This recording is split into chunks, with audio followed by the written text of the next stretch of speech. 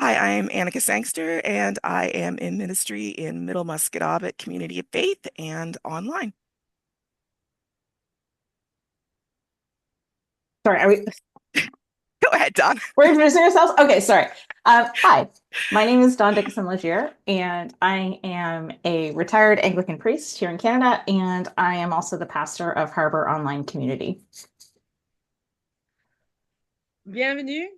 Welcome. My name is the Reverend Tami Spires. I live on the unceded and traditional territories of the Abenaki people in the province of Quebec, currently known as the Eastern Townships.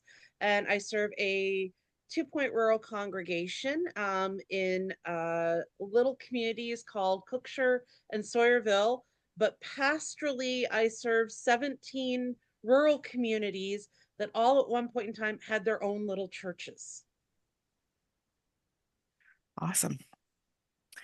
So, this week we're talking about the tradition of joy, which is kind of exciting and fun.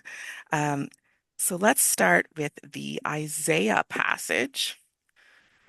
Where did you see joy in that?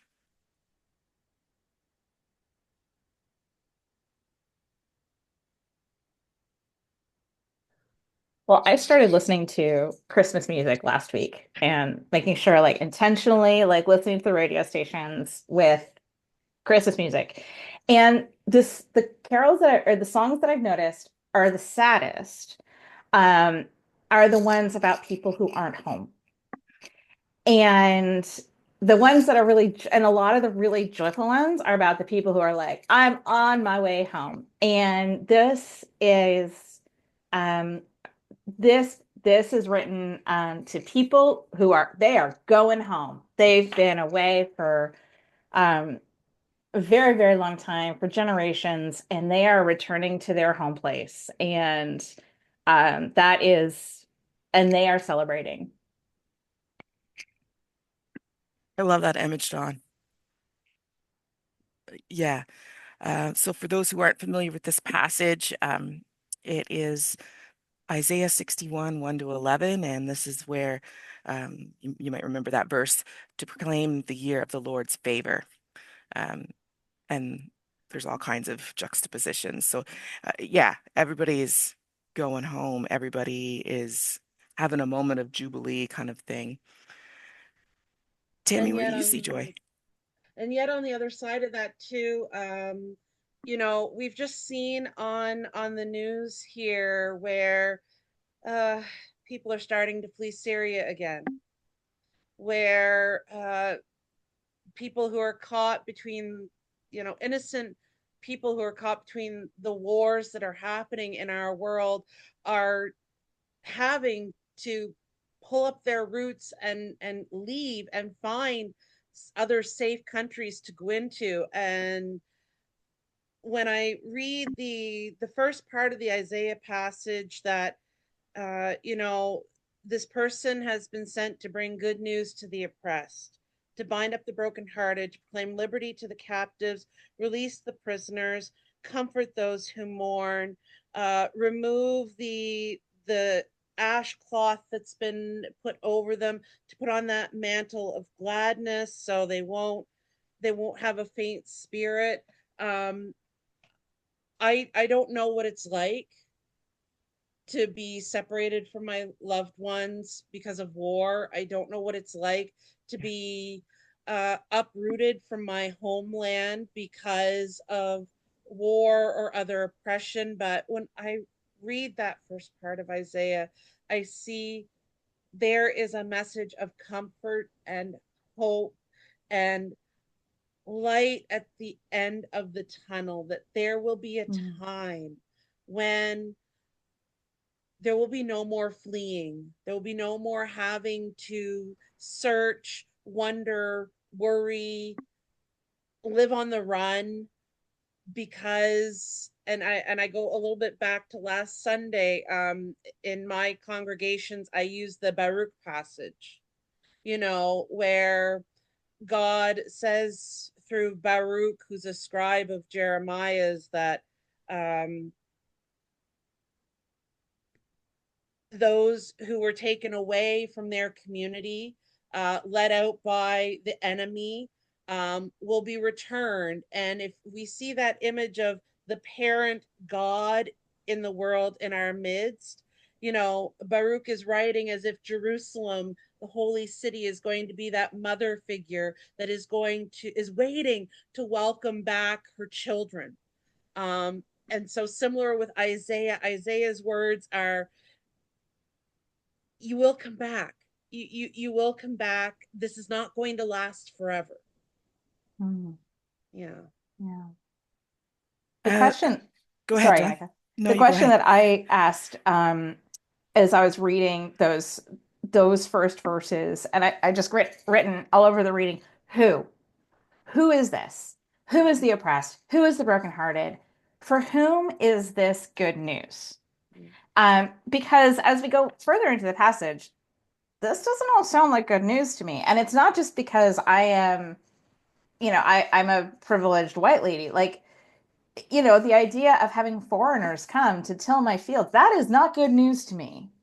That shouldn't be good news to anybody, but it's good news to somebody.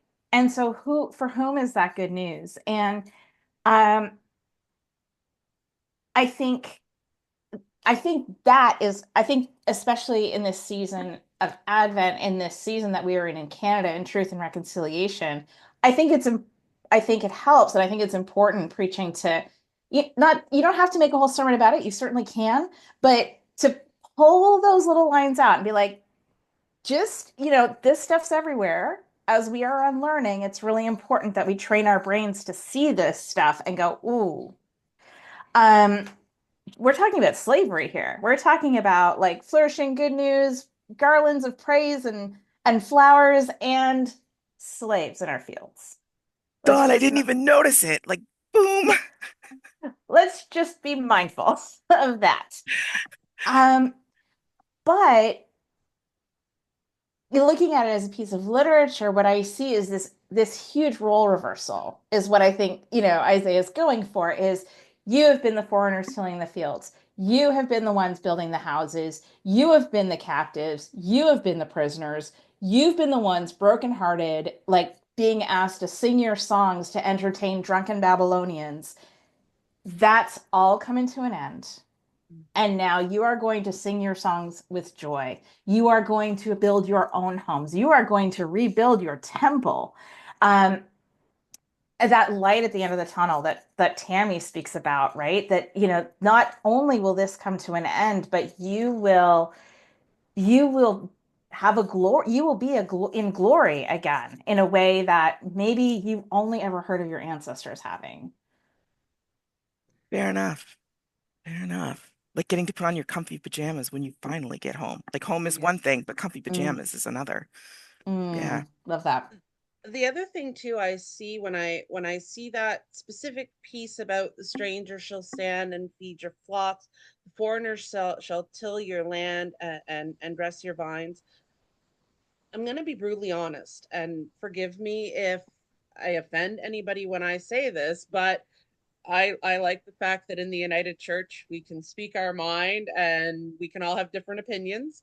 Um, I don't know about other areas of the country, but I know here in Quebec, the bulk of the people that are in the service industry are not Caucasian, settled, white, old stock Canadian people.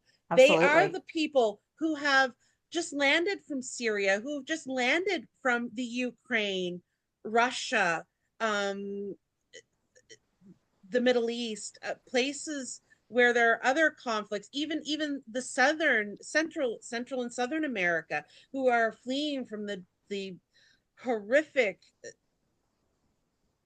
disparages and pains of the drug cartels that are trying to overthrow governments down there.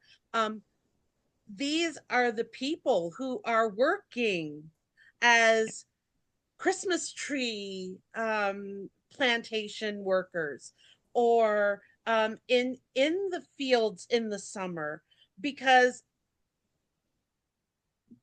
people like that look like me, um, they don't want to work. They want the cushy 9 to 5. They want the cushy, I get my weekends off. They want the cushy, I get my summers off. They don't want to do the manual labor. They don't want to do now. That being said, I don't want to paint everybody the same brush. There probably are Canadians out there that love to do manual labor. They love to work outside. They love to work with, physically with their hands.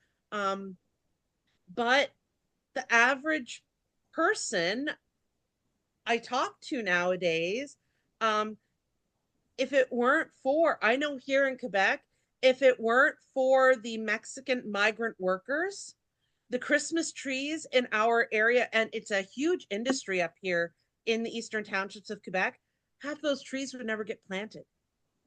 Half them would never get Yeah. harvested because people don't want to work out in the cold, snowy winter weather, It's you sort of know. similar in Nova Scotia, except for the difference is the livable wage and the minimum wage are not the same. Yeah. And I think other parts of Canada, they might be a little closer together than they are in Nova Scotia. So yeah, like maybe this is a good time to talk about the guaranteed basic income if that's something that Mm-hmm. your congregation is interested in looking into a bit more. Because yeah, that could certainly bring joy to a lot of people. So like yeah, the only people who can afford to work in fast food industries or a bit more labor intensive jobs are students who are still living at home with their parents or newcomers to Canada who are still being subsidized in one way or another and need to get some work experience or get more comfortable with English, those sorts of things, and they're just temporary. So even like someone like yeah, you don't see people unless they're there as a student working multiple years in the fast food industry or kind of more service related industries in Nova Scotia. Yeah. What about Luke? Any joy in Luke? Because I tell ya, this one was not easy for me. I'd found it, but it wasn't easy. Mm. You have to get over that brood of vipers. God, now maybe I say God loved John the Baptist because we share the same birthday, June 24th. um you know but the reality is, if you can get past that first part and his anger and his frustration with the people, he I see John as one of these personalities that he's quick to get angry, but he's also quick to say, but here is the thing. Yes, you brood of vipers, you horrible bunch of people, you hypocrites, hypocrites, hypocrites. But hey, there's a way that you can redeem yourself. And this is the way. And John lays it out when he says, if you've got two coats, give one to another person. I mean, he there's time now that I'm thinking about this, and sometimes these things just hit us out of the blue, but John was actually saying stuff that Jesus talked about later on in his ministry. So who took whose material here? But absolutely, the joy is there when the crowd, it's the crowd, it's not John who says, here's what you should do. It's the crowd that says, so what do we do? And then likewise, even the tax collectors came and said, and what do we do? And the soldiers, and what do we do? People that worked really despicable jobs in the ancient Middle Eastern times, around 0 AD, when John was preaching, or at that point in time, I shouldn't say John was preaching around 0 AD, but in the 30s, the 30 AD, 20s, 30s AD, but people that were working the most despicable jobs, the soldiers, the tax collectors, and the crowd. Well, we don't know who is in the crowd. It could be anybody.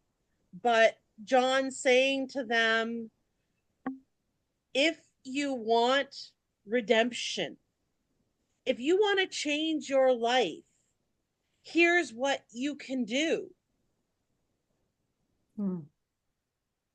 And that's a message our world needs to hear today. If what there was Michael Jackson had the beautiful song Man in the Mirror, Yeah. right? And if you want to make a change, start here. Yeah. What can I do? And you can hear the soldiers, and you can hear the crowd, and you can hear the tax collector saying, okay, John, Prophet John, what do I do then? And it wouldn't surprise me if John, being the the active and actively visceral preacher that he was, actually went to people and poked them in the chest and said, you need to start looking at yourself. Mm. And there is joy to be found in that. Mm. Dawn, what about you? Well, what strikes me, I don't know if this is it brought me some joy because I had we had our family Christmas yesterday and with my in-laws, and our range of discussion went from everything from remove the tents in our cities to eat the rich. So it was this big like, we covered it all. And what just strikes me is I was just rereading when you pointed out the things that John asked people to do. They're all economic solutions. Yeah. They all have to do with economics. If you have two coats, you have to share yours. You have to give the excess that you have. Who needs two coats? If you're collecting money, don't collect more. Even the soldiers, and this is when I started to notice it. He doesn't tell the soldiers don't kill people, right? Because that, I mean, he doesn't tell them don't do your job. He tells them don't extort money. Mhm. Yeah. And I think, as Annika, you were just talking about the guaranteed basic income, which also came up at our family Christmas. And, what a great illustration to talk about things like housing first and to talk about economic justice and how hard it is to help anybody to pull anybody out of poverty um, and out of oppression and out of prison without first working for economic justice. The question about joy and good news. So I think it's interesting that he says, so first of all, people are hearing this and they are filled with expectation. And I'm like, well, and so I start playing with that a bit. I'm like, so what are they expecting? And it's clearly a world where people give their excess and soldiers don't extort people, and particularly using violence, and where tax collectors are fair is good news. It's a good that is good news to the people who are listening. And so these exhortations are so then I wonder, then I like to think about who am I in that crowd? Who am I, like what elements of what John is saying speak to me in my life? And I the good news I see is I people who are all of a sudden looking at one another and saying, "Oh, I can give my coat to you.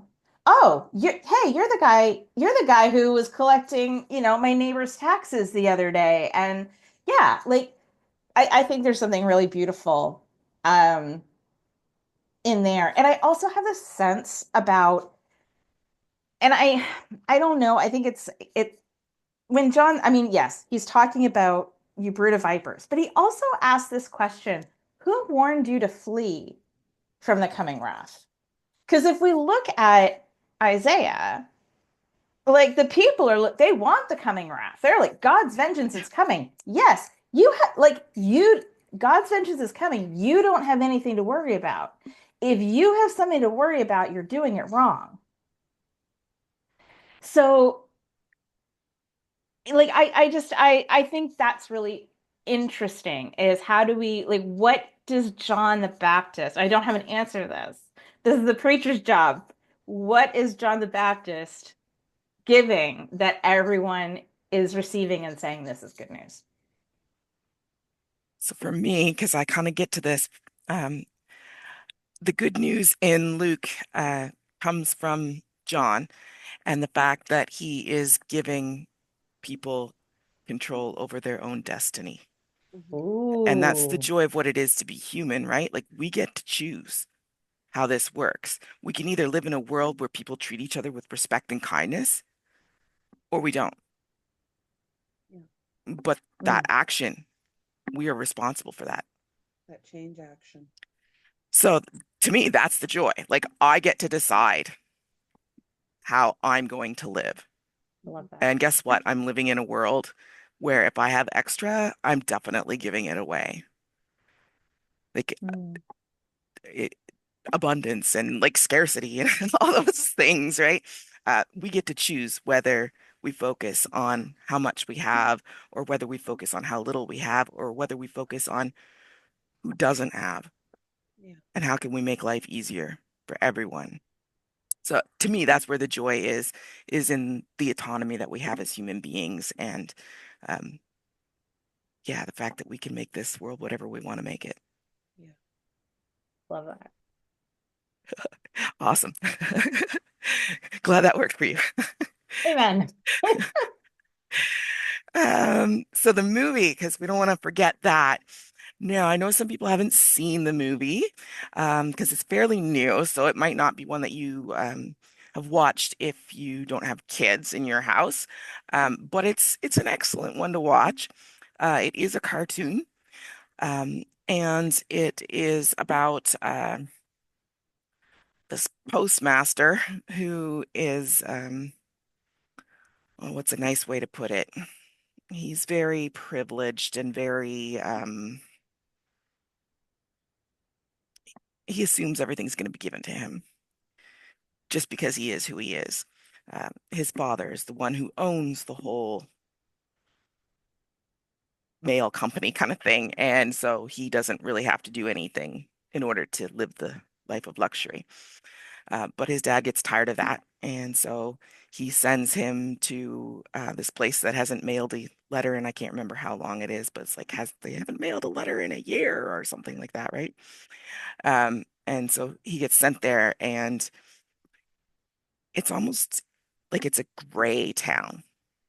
The children don't play with each other. They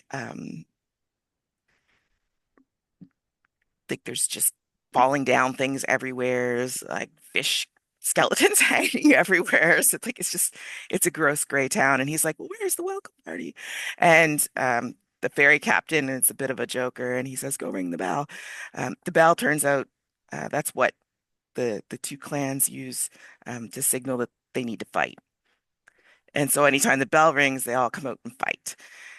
And Okay. so that's the greeting that the postmaster gets when he comes into this town. And he thinks it's going to be easy to get this number of letters mailed that his father had kind of set out for him. Turns out it wasn't that easy. None of the kids knew how to read and write. And that was because none of them went to school, because none of them wanted to sit beside the other person. There was nothing that they had any sort of purpose for. So, longer story shorter, he ends up meeting this older gentleman named Klaus, who is a woodworker, and he's just a little bit further away from the community. And he had a very tragic thing happen to him. Um, and as a result of that, he didn't want really to go out in the community very much anymore. Um, but he was incredibly talented. And the postmaster comes across this drawing of a very unhappy child. And I can't remember now how he takes it to Klaus, but anyways, Klaus gets a hold of it, and he kind of grabs the postmaster and one of the wooden toys off of his shelf, and they go and they deliver it, and they watch from outside. And he sends the postmaster down the chimney to deliver this toy. And then they wait for the kid to open it. And the kid opens it, and all of a sudden, everything is different in that whole house. And that's when he says the line, a true selfless act always sparks another. And they kind of keep growing from there. And in the end, he more than meets his quota for his father. The kids all learn to read and write. And the town is a bit more happy and colorful again. Um, there's even like, oh, I don't know, I won't do that because it'll give a spoiler. But there's even a love story under it all. So yeah, the the line that stuck with me was a true selfless act always sparks another, especially when I was thinking about um, the um, the Isaiah passage and how your offering of yourself, and the same thing with the Luke passage and the crowds asking them what should we do, and he says whoever has two coats must share. Um, yeah. So what do you think of Klaus? You gonna watch it? You gonna try and tie it in somehow? Oh, absolutely, yes. No, I will watch it because it sounds really good. No, I really, the line that you just used, Annika, from Klaus, sorry, about how well, to paraphrase, like one good turn Deserves another, yeah. deserves another, or well, I go to our all-time favorite Matthew passage, and others would know it as the golden rule: do unto others as you would have them do unto you. you Right? know um and that reminds me of a story when I was on my internship in Edmonton. um I was visiting an older woman in my internship congregation, and we're sitting watching TV. We just had supper, and she kept rubbing her feet on the carpet, and I couldn't understand why she was doing that. And I said, I said, "Are you okay?" I said, "You're rubbing your feet." And she said, "Oh," she said, "my feet are so itchy." And I said, "Well, don't you have foot care come into your apartment?" "Yes," she said, "but I haven't seen them for a couple of weeks." And I said, "Oh my." I said, "Well, do you have like another person you could call to help out?" She said, "No." And I said, "Well," I said, "I'm not trained as an esthetician." I said, "But," I said, "do you want me to do your feet for you?" And she, "Oh, no, no, I couldn't ask the minister to do that." And I said, "No," I said, "Really?" I said, "I don't mind." I said, "We're just sitting here watching TV. It's not a big deal." And so I took care of her feet for her. And that, to this day, the simplest joy that she got from the comfort of having her feet taken care of having them washed and dried, and had lotion put on them, and her nails cut and things like that. It just it the joy that it brought her. And I left that visit thinking to myself, now I know how Jesus felt when he sat at the feet of his friends and he washed their feet.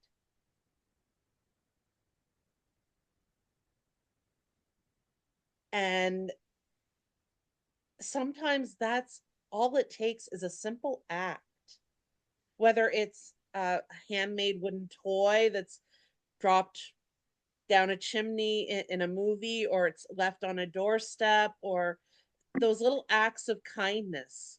Um, and they don't have to cost anything except the love that we want to put back into the world.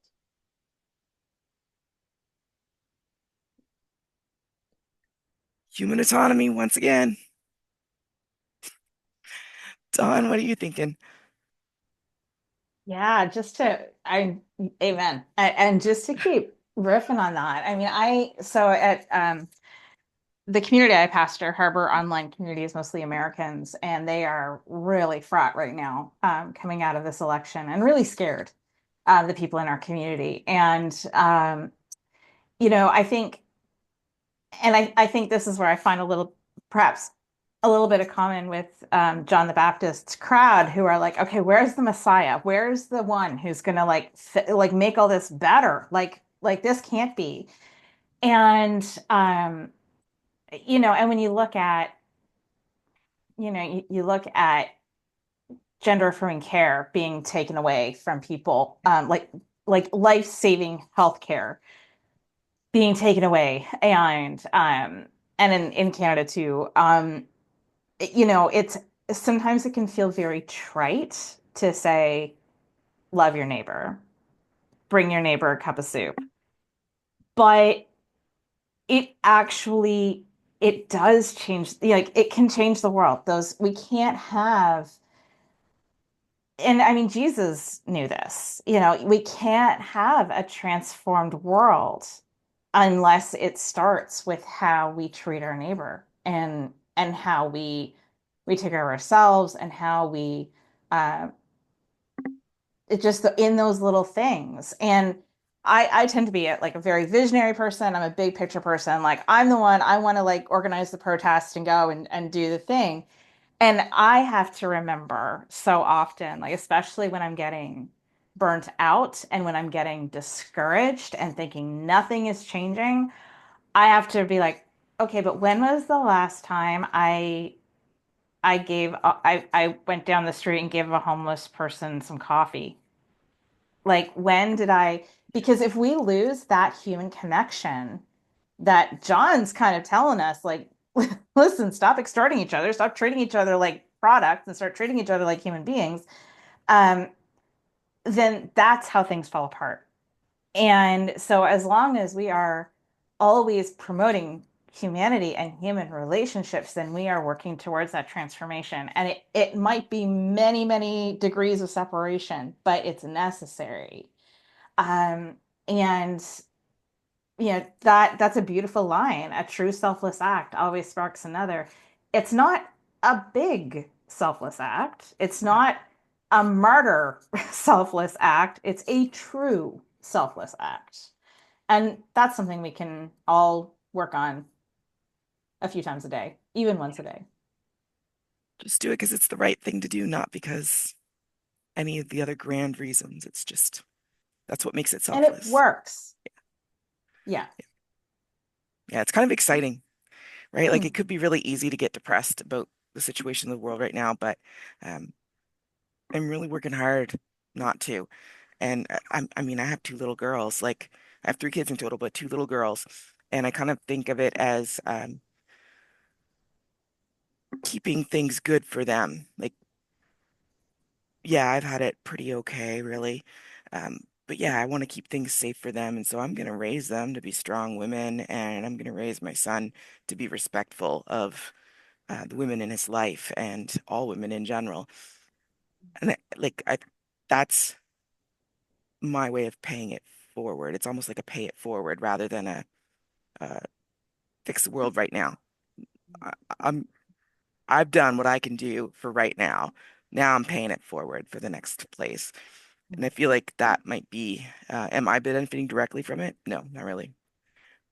But um, I'm going to raise my kids like this so that they will benefit from it and hopefully their kids.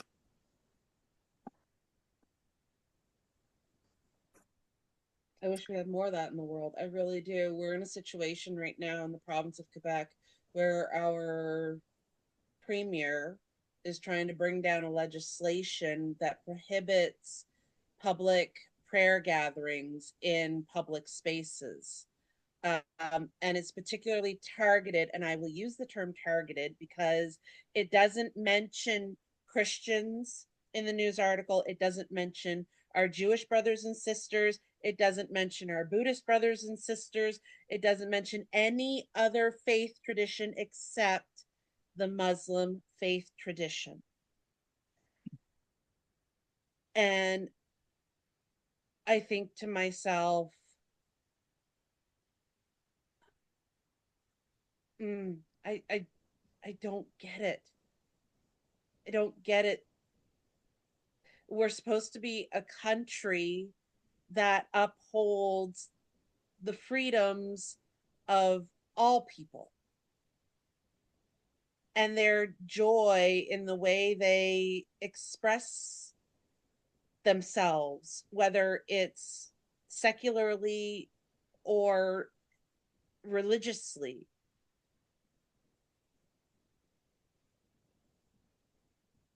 And I, my prayer this Christmas and going into the new year is that the hearts of our elected officials will wake up and see that they are not bringing joy into people's lives. They are tearing people down. People who have been torn down for multiple centuries. And it's time to start lifting them up. I'm not going to let anyone tear down my joy. No. Sorry. Like, it's just not happening. You can impose whatever sanctions you want to impose on my body, but in the privacy of my own home, I will do what I need to do to have joy. Yeah, Mm. exactly. Yeah. And I'm going to raise my kids that way too. Like, Yeah. yeah, it's unfortunate that that's where we're coming to, because like this sort of thing has been repeated numerous times throughout history.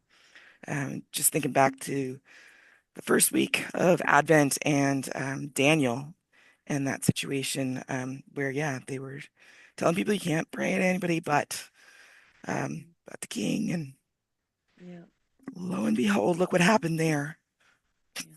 Yeah. I mean, you can't stop me from being me. Mm.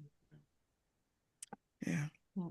But that is the unfortunate reality of the world is we have so many people out there right now who feel they have the power and the privilege to take away things from people, to tear down their joy, Yeah. and to and they what's the word I'm hunting for? They take pleasure out of seeing people torn down and struggling.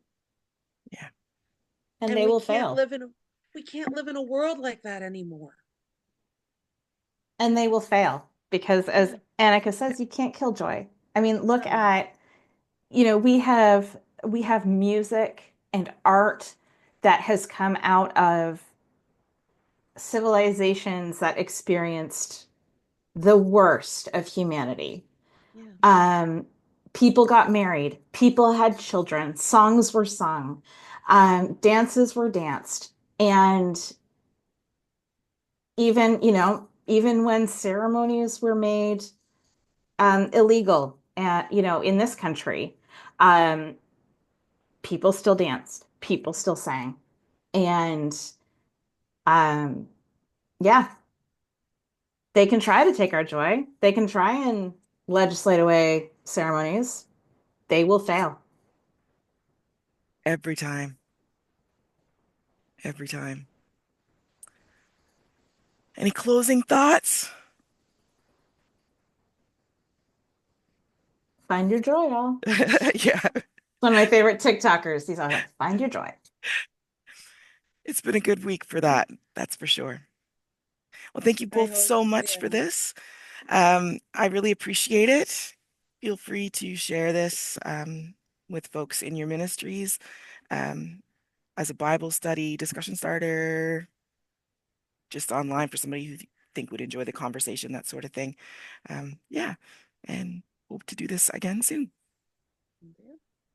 Thank you, Annika. Thank you. Thank you. And we hope you and your household are feeling better soon. Me too. Joy will come.